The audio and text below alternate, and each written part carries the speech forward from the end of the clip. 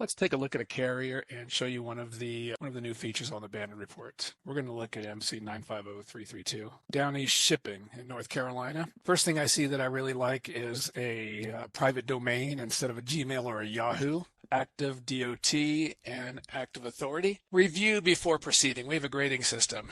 Green is safe to proceed. Yellow is review before proceeding, and it gets worse from there. So yellow is good. We're going to look at that in a minute also. Plenty of inspections, all under very low out of service rates for both vehicle and driver. We like to see.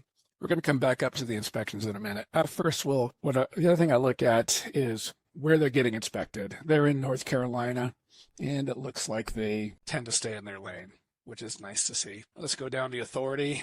They had a couple of involuntary revocations quite a long time ago. They don't come into play, but that was probably just at insurance renewal date, so that's not important. They've had their authority since February of 2016, so almost 10 years. No flags to speak of. And the insurance, they have Spinnaker. Spinnaker is a A- rated insurer with plenty of money, and they don't like to pay claims.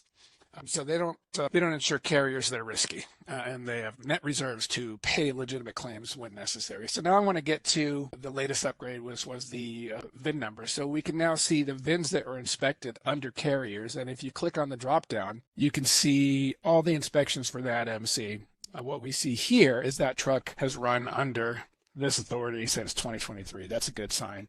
Let's take a look at another one. Same thing here and same thing here. It looks like he's just started with this MC early this year, and he might have been running under a couple of authorities prior to that. That doesn't really concern us as long as we don't see authorities in between inspections under the same authority. So this all looks good.